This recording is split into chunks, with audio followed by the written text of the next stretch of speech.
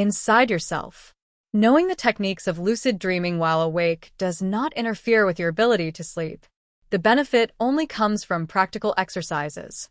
But the text itself should not be read quickly and mindlessly. It must be read consciously and attentively. A text read in a dream will remain nothing more than an empty sound.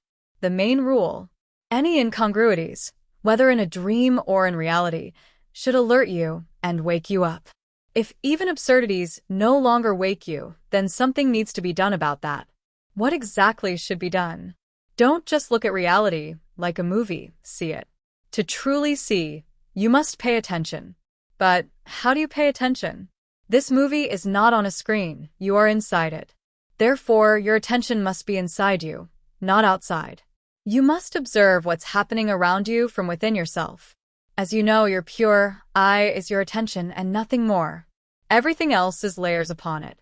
So when your attention sticks to the external screen like gum to a wall, you end up there, on the screen, as a character in the movie, and you are no longer in yourself, but entirely absorbed into the playing script. But when you bring your attention back to your center and begin observing from within, through your own eyes, literally as if through a space suit, your body being this biosuit avatar, you unstick from the screen and return to yourself. Now you are inside the movie and seeing it from within yourself. Now you are in presence, in yourself.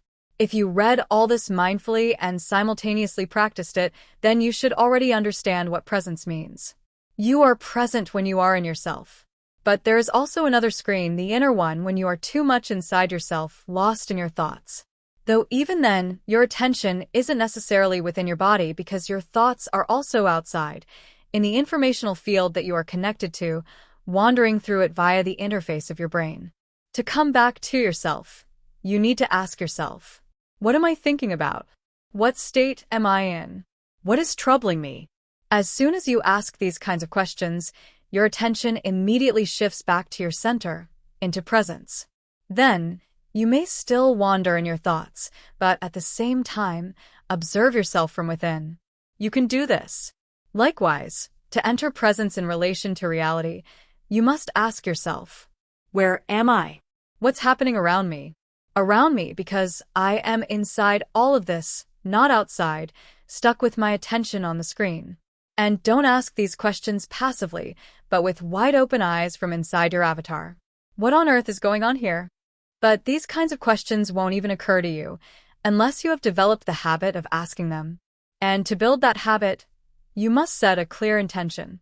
Literally, as soon as you wake up in the morning, give yourself this mental instruction. Today, throughout the entire day, I will observe myself and reality and ask myself surprised, conscious questions. But in the morning, you will forget this promise. So you must write yourself a note the night before. I will remember, and place it next to your bed. Still, during the day, you'll forget again what you were supposed to be doing. So come up with some trigger for yourself, something you'll see repeatedly throughout the day. For example, write "I will remember" on your hand, so you'll remember what it is you're trying to remember. Or carry some object with you everywhere to serve as a visual reminder. Only in this way, by developing the habit of asking conscious questions, will you be able to wake up in the waking dream. And what can you do in a lucid dream? You can control it. Something to reflect on. What's the fundamental difference between a lucid dream while awake and one in ordinary sleep? Summary. Knowing awakening techniques does not interfere with sleep. Only practical application brings results. A text read unconsciously is just empty noise. Any incongruity, whether in a dream or in waking life, should alert you and trigger awareness. To see reality, you must pay attention to what's happening. Observe the world from within your biosuit, from yourself, not by sticking your attention to the outer screen. Being inside the movie, see it from the center of awareness. On the other hand, when you're lost in thought, you're too deep in yourself. In a dream, your attention is locked either onto the outer screen or the inner one. To return to yourself in relation to your own state, ask, what am I thinking about? What am I feeling? What is troubling me? To enter presence in relation to reality, ask, where am I? What is happening around me? Ask surprised, conscious questions, not mechanical ones. Set a clear goal.